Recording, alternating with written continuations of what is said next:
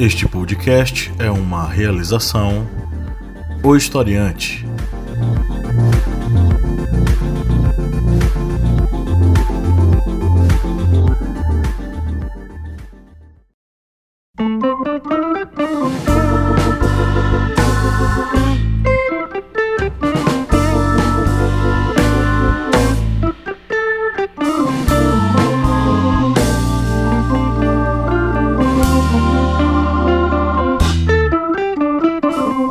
Olá, ouvintes, bem-vindos mais uma vez ao podcast do Historiante, o seu podcast sobre as ciências humanas, toda semana com o desafio de ampliar os seus conhecimentos, seus horizontes, seus olhares sobre a história e o mundo. Hoje é o programa Minipédia. Eu sou o professor Pablo Magalhães e não está na minha frente, mas está fisicamente não está na minha frente, mas está espiritualmente na minha frente aqui, o senhor Kleber Roberto. E aí, pessoal, beleza? Estamos aqui em mais uma minipédia para tratar sobre um tema histórico e ele surge de uma contenda que nós assistimos aí no nosso Instagram. Isso mesmo, o pessoal tava meio em dúvida sobre como seu GG conseguiu alçar ao poder. Pois é, e em meio a tantas brigas, a gente resolveu gravar uma minipédia para explicar ao pessoal sobre essa questão. Isso, o que nós estamos falando, gira em torno do seguinte: é golpe ou revolução de 1930? Quem viu lá nossa postagem já sabe qual é a observação historiográfica que nós já fizemos. Mas é sempre bom deixar isso frisado e bem claro aqui em nossa minipédia. Então vamos lá, mas antes vamos para os nossos recadinhos. Senhor Kleber, me diga uma coisa. Diz aí. Para o cara se manter informado em história, ele tem que fazer o que aqui no Historiante? Para se manter informado sobre assuntos históricos, você pode tanto ser um apoiador do Historiante, acessando o nosso Apoia-se. Você vai lá no seu navegador, vai lá, digita apoia.se/historiante. Você vai ter acesso ao nosso grupo secreto no Facebook, com matéria exclusiva, e a partir de R$4 você poderá participar do sorteio mensal de livros. Olha a informação aí pra você. Então faça como o Kleber está falando, vá no apoia.se/historiante e torne-se um apoiador por apenas R$4, né? Você paga aí uma Coca-Cola pra gente tomar aqui, tá? Com R$4.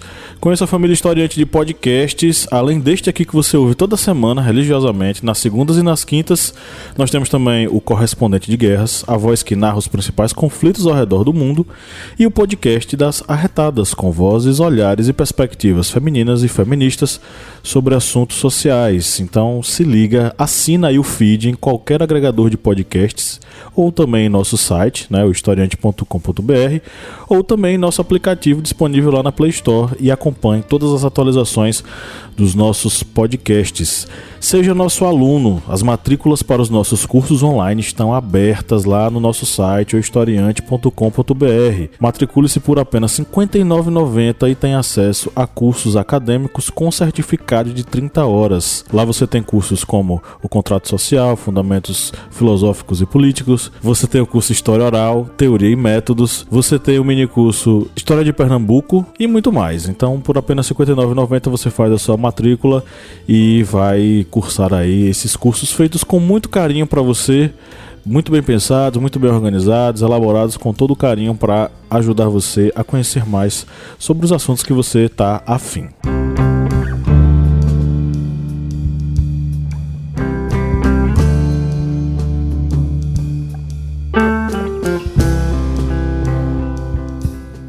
Getúlio Vargas chegou ao poder através de uma revolução ou através de um golpe? Esse motivo aí, essa, digamos, discussão foi motivo de um debate acalorado lá no Instagram do Historiante. Vamos deixar bem claro que o Brasil, nessa década de 1930, vivia um período bem atribulado. Vamos deixar logo de cara, de início, de que não existia essa divisão que existe hoje, essa separação, digamos, de esquerda e direita. Essas pessoas que disputavam o poder, elas vinham do mesmo centro, do mesmo, digamos, esfera de dominação, de poder. Eles só fizeram se dividir entre liberais e conservadores, mas tudo vindo, digamos, da mesma torneira, do mesma farofa, da mesma farinha. Pois é, e aí a gente viu lá na nossa postagem que muita gente tentou dizer, quando é revolução, quando é de esquerda é revolução, quando é de direita é golpe. E o que você acabou de falar é algo extremamente preciso. Gente, o Brasil de 1930 não é o Brasil de hoje. Há um problema em pessoas que querem estudar história, que elas tendem a ser anacrônicas. Ser anacrônico é pensar o passado e tentar entender o passado e explicar o passado pensando no presente. É você julgar a política da década de 30 pensando nas conexões políticas de hoje. Então, só para deixar claro, esse momento em 1930 é um momento onde você vai ter uma briga pelo poder ligada a um único campo de perspectiva política disponível naquele momento. Eram os liberais e eram os conservadores. Ponto. Os partidos todos republicanos de cada estado, porque não existiam vários partidos por estado. Você ia ter o Partido Republicano de São Paulo, o Partido Republicano de Minas Gerais, o Partido Republicano da Paraíba e por aí vai. Todos eles organizados para manter no poder uma mesma oligarquia. O que aconteceu em 30, diante do que aconteceu e diante dos mecanismos políticos disponíveis, é que vai se configurar como aquilo que nós explicamos aqui, inclusive até em outras aulas. 1930 foi um golpe, né? Isso mesmo. Na década de 30, devemos lembrar que até o golpe de 1930, o Brasil vivia o período da chamada oligarquia do café com leite, ou seja, São Paulo e Minas Gerais dividindo o poder. Uma hora era uma hora era o outro. Exatamente seguindo essa linha da manutenção do poder dentro de uma mesma esfera.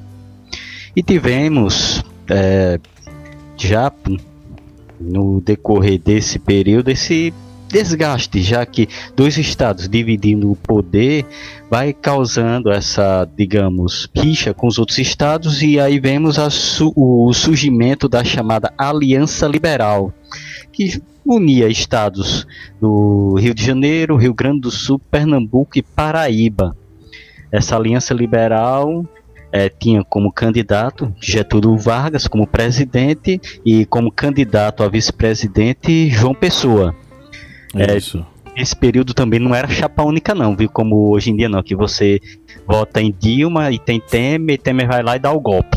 Não, você votava um presidente, votava o vice, e Getúlio Vargas do Rio Grande do Sul e João Pessoa da Paraíba iam disputar contra Júlio Prestes, que não tem nada a ver com o Carlos Prestes, não tem nada a ver. Muita gente acha que é a mesma coisa, que é, digamos, parente, mas não. Um é um e o outro é outro. Sim, sim. E inclusive o próprio contexto político, e aí vamos lembrar aí de alguns autores clássicos, né? Um deles, por exemplo, José Murilo de Carvalho. Quando ele escreve Os Bestializados, ele vai explicar ali, logo nos capítulos iniciais, não existia um conhecimento político por parte de grande parte da população brasileira. Muita coisa aconteceu ali, inclusive a própria proclamação da República aconteceu sem que o próprio brasileiro médio tivesse noção do que estivesse acontecendo. E some-se a isso um caldeirão de ideais políticos que era o Brasil nos anos 20. Você ia ter desde comunistas, anarquistas, passando por liberais, passando por conservadores, e o próprio movimento tenentista, que dentro do bojo dele, eu acho que aí quem fala sobre isso mais é o Boris Fausto.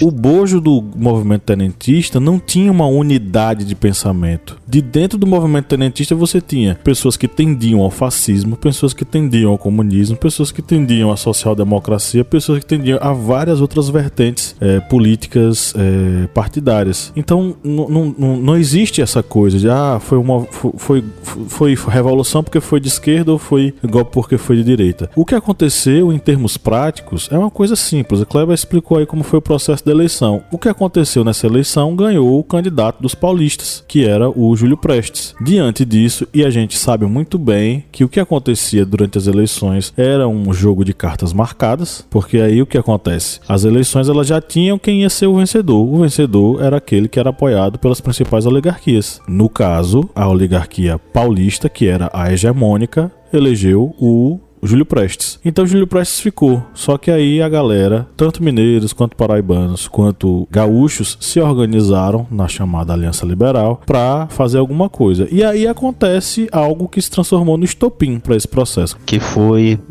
o assassinato de João Pessoa. Que não foi um assassinato com motivações políticas. O assassinato dele ocorreu no dia 26 de julho de 1930.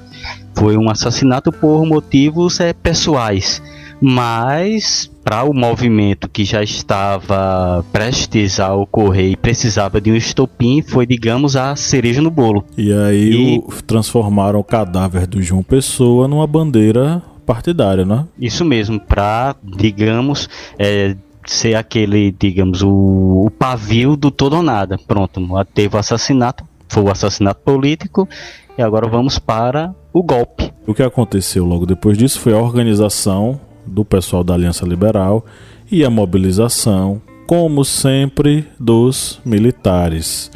Os militares se organizaram, botaram as tropas nas ruas e foram fazer aquilo que os principais dirigentes queriam, né? Principalmente as tropas gaúchas, as tropas mineiras, né?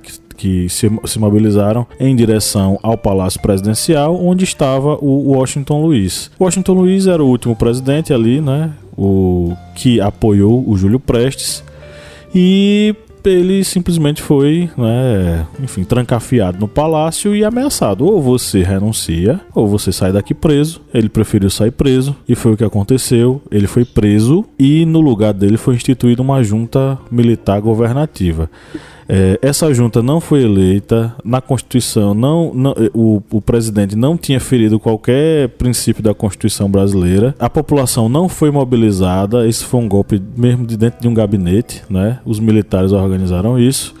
E o nome disso, gente, é golpe. Agora, o que é que diferencia golpe de revolução? Não é ser de esquerda ou ser de direita. Uma revolução, ela é organizada, geralmente, tirando do poder determinada classe, determinado grupo hegemônico e instituindo um outro grupo hegemônico. O próprio termo revolução, né, ele tem a ver com voltar tudo para o início, é fazer um restart da história. Revolução tem a ver com esse termo. Se não me engano, o cara que conceitua isso é o Reinhard Koselleck. Revolução é um restart, é a volta para o princípio das coisas. Ao longo da nossa história nós tivemos, por exemplo, a Revolução Francesa, que destituiu do poder uma monarquia e uma nobreza feudal muito arraigada nos privilégios feudais, em detrimento de uma nobreza liberal e de uma burguesia com aspirações à nobreza, que chegaram ao poder com uma outra perspectiva,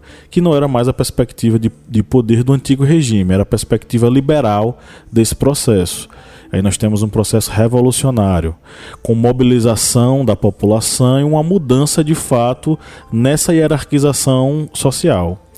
A Revolução Russa é outro exemplo. A Revolução Russa, ela destituiu do poder uma monarquia totalitária, centralizadora, que era a monarquia dos czares, e destituiu também toda essa nobreza, que era uma nobreza feudal que ainda habitava na Rússia em pleno século XX. Os membros da família real foram fuzilados, né? Dizem que a princesa fugiu, né? Como é que é o nome dela? Anastácia. Anastácia. Tem esse mito, né? Que a Anastácia fugiu e tal. A Disney até fez um filmezinho, Anastácia e tudo mais.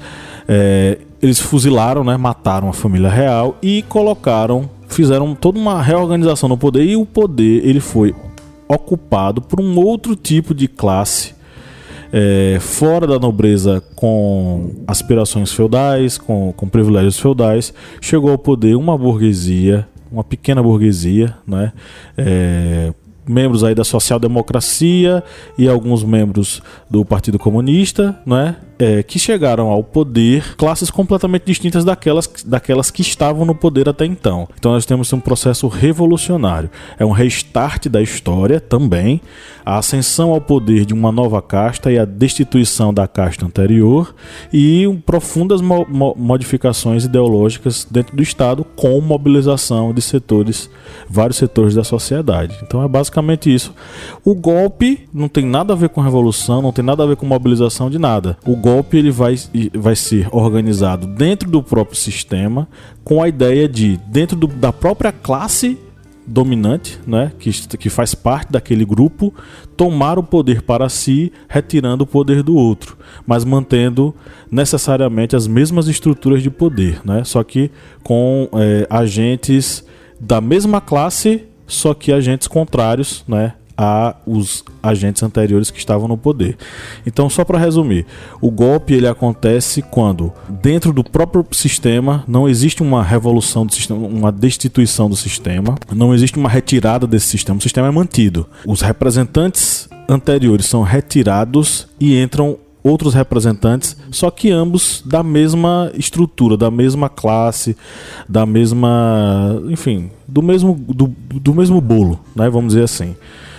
Os militares aqui em 30, eles vão ser isso, né? Eles vão ser a arma para fazer com que um outro grupo, que não era o grupo que estava lá no poder, mas faziam parte da mesma classe, eles chegassem ao poder retirando outro grupo. E só voltando a lembrar que nesse, digamos, caldeirão de ideologias, de pensamentos que existia no Brasil na década de 20 e na década de 30, por exemplo, dentro do movimento tenentista nós vamos encontrar aí Luiz Carlos Prestes, que é notável líder comunista no Brasil, Agildo Barata, que se não me engano foi filiado ao PCB, Partido Comunista Brasileiro.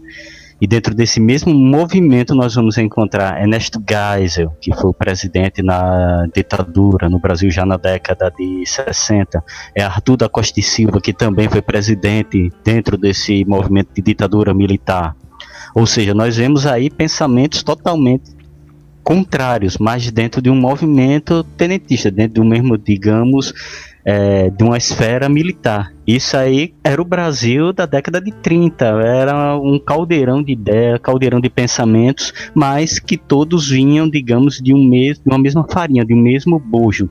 Não existia essa dicotomia direita-esquerda. Todos eles vinham, digamos, de uma mesma fonte, com pensamentos logicamente diferentes, mas não existia essa divisão como nós fazemos atualmente, na política atual. Vamos trazer aqui alguns autores para a gente definir a diferença entre golpe e revolução. Por exemplo, vamos aqui para o nosso Pedro Paulo Funari, professor da Unicamp. Ele define assim: revolução. O que é revolução? Uma revolução acontece quando há mudança de regime, mas de forma mais radical, com alterações de ordem política e social. Como exemplos, temos a Revolução Francesa, em que houve a substituição do rei e mudou-se a monarquia pela república. Na Revolução Russa, houve a substituição da monarquia dos czares pelo regime socialista. No Brasil, os militares dizem que fizeram a revolução, porque acabaram com os partidos políticos em 65. Caçaram políticos que eles entendiam não representar os interesses do povo. Mas deixando bem claro, os militares dizem que fizeram, mas não fizeram. Golpe, segundo o professor Pedro Paulo Funari, acontece quando há mudança por meio de força e se coloca no poder um governante que assume sem promover mudanças sociais profundas. Na América Latina, aconteceram inúmeros golpes, como no caso brasileiro, onde militares tiraram do poder um presidente legalmente eleito e colocaram no lugar outro governante sem alterações sociais substanciais. No Brasil, tecnicamente, houve um golpe de Estado. Luiz Antônio Dias, da PUC, de São Paulo. Revolução. A diferença básica de uma revolução ou de um golpe militar está no senso comum de que revolução é quando se tem apoio popular, enquanto que um golpe é praticado por um grupo que atua distante dos interesses da nação, defendendo posições da elite dominante. Normalmente, uma revolução acontece com a tomada de poder para a implantação de medidas associadas ao avanço social, para a maioria esmagadora da população, sobretudo dos mais fracos. Não se faz revolução conservadora. Olha só. Isso é interessante, hein, bicho? Segundo o professor aqui, não se faz revolução conservadora. No máximo se faz uma contra-revolução. Os militares brasileiros trazem a crença de que tiveram apoio popular no processo de 64, ou até que praticaram uma contra-revolução, já que eles acreditavam que havia uma revolução comunista em marcha, mas no final das contas eles deram foi um golpe.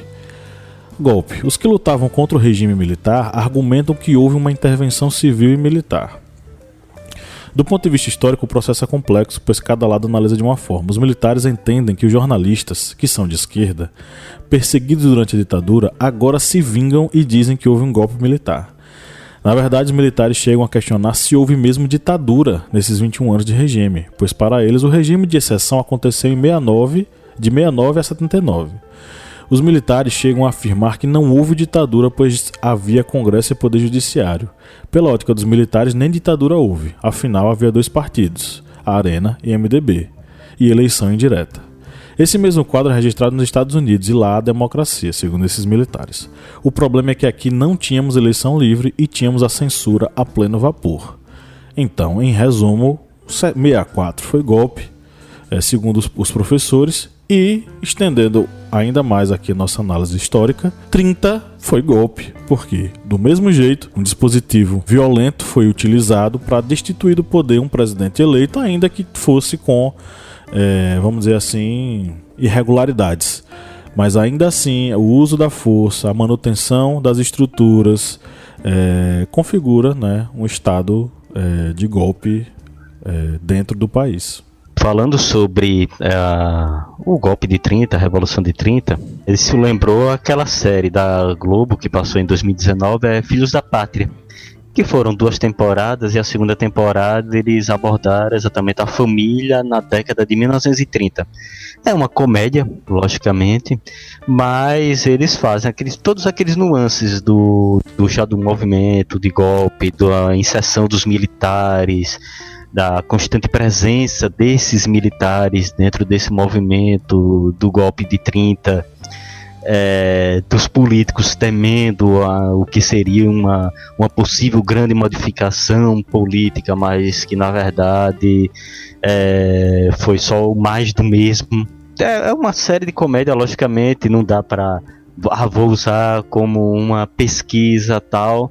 Não, é mais aquilo para, digamos, relaxar de um momento depois de ler algumas bibliografias sobre esse período.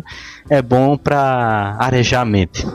Eu sugiro que as pessoas elas leiam mais, né? A gente deu aqui algumas indicações para leitura e algumas indicações de professores que falam sobre o assunto. E principalmente, gente, é o seguinte, esqueçam esse negócio de esquerda e direita na análise historiográfica, porque, sinceramente, você vai resumir toda a pesquisa historiográfica, uma pesquisa científica séria, em dizer se, porque o historiador disse isso porque ele é de esquerda, ele não é de direita. Se fosse de direita, ele diria outra coisa. Não, na verdade, o historiador, mediante a pesquisa científica, ele, diante dos seus artefatos disponíveis para análise, ele chegou àquela conclusão. Nós temos uma vasta pesquisa bibliográfica, na verdade, nós temos uma vasta pesquisa historiográfica, uma vasta pesquisa historiográfica sobre a Revolução de 30, sobre os processos de golpes em nosso país, e a sugestão sempre será: estudem, pesquisem, esqueçam esse negócio de esquerda e direita na pesquisa historiográfica, porque senão você vai... É por isso que nasce coisas, por exemplo, como esse negócio desse Brasil paralelo. Você já viu, Kleber, os vídeos deles? Já. E aquilo ali é um disparate. Aquilo ali é é bater palma pra gente doida, entendeu? Infelizmente o que ocorre é exatamente que ocorrem desses muitos pseudos historiadores esquecerem as fontes e para tentar criar fatos. E não é assim, no caso, você, né? Tem que ir às fontes para criar os fatos, ou seja, você tem que ir às fontes, tem que ir à pesquisa, tem que ir aos documentos, tem que ir à pesquisa de história oral, aos vestígios pré-históricos, aos monumentos pré-colombianos, aos museus, às igrejas, às catedrais, às bibliotecas, jornais, ou seja, você tem que ir nas fontes, em toda essa estrutura documental para ter os fatos para descrever o que realmente aconteceu. Pois é, e aí o que a gente assiste aí é eles estão lançando documentário, bicho. Eles estão reescrevendo a história de acordo com o que eles querem, porque eles acham que nas faculdades não existe pesquisa histórica. Aí você vê os convidados dos caras, né? São pesquisadores, são pseudo-professores. Só de você ter entre os seus entrevistados o próprio a besta do Apocalipse, o Olavo de Carvalho, meu filho, aí você já sabe, né? Coisa boa não vem pela frente. Não vem coisa boa, não. Enfim, chegamos ao final de mais uma minipédia. Espero que vocês tenham compreendido a diferença entre golpe e revolução e tenham entendido o porquê de 1930 ser um golpe, apesar de a gente chamar de vez em quando aí de revolução nos livros de história aparecerem aí do ensino médio como revolução. Foi um golpe, foi estruturado como um golpe. Agora, o que aconteceu depois desse golpe, quais foram as transformações que aconteceram, aí fica para uma próxima minipédia. Acho que a gente nunca fez minipédia sobre Era Vargas, né? Rapaz, a gente já fez tanta coisa sobre a Era Vargas, mas enfim, a gente diz, não, a gente já fez um monte de coisa. O pessoal, mas faz mais, faz mais. E aí a gente sempre acaba fazendo. Minipédia eu acho que ainda não. Acho que a gente fez sobre as leis trabalhistas e a gente falou muito de Vargas. Isso. Mas tem várias coisas que podemos abordar. A gente acho que já comentamos sobre a Revolução Constitucionalista de 1932, acho que a gente já comentou também, mas não assim uma minipédia sobre algum fato, algum evento do período. Pronto, vamos pensar na minipédia aí pra galera ajudarem as pessoas. Se você aí que tá nos ouvindo, você quer uma minipédia sobre Era Vargas, manda uma mensagem aí pra gente. Você tá usando qual tipo de agregador de podcast? Deixa um comentário aí. Se você estiver usando o Castbox, tem a caixinha de comentário. Se você estiver ouvindo aí no nosso aplicativo, também tem ali a caixinha de comentário no aplicativo. Se você estiver ouvindo, sei lá, qual é o agregador? No site. Manda mensagem, no site também, tem lá a mensagem. Mande uma mensagem pra gente. Você quer o que aqui na minipédia que a gente vai atrás e tenta fazer? Entra aí no Instagram, Twitter ou Facebook, deixa uma mensagem pra gente. Em qualquer uma das redes, é só você colocar o historiante que você nos acha. Mande sua mensagem e diga aí o que é que você quer. E mais, seja um apoiador. Ajude os produtores de conteúdo independentes a manter sua produção e informar cada vez mais pessoas. O Historiante está aqui para te ajudar a estudar. Então pense aí, seja um apoiador, R$4 mensais e você tem acesso a um mundo de informações. Nós ficamos por aqui, um grande abraço e tchau, tchau. Valeu!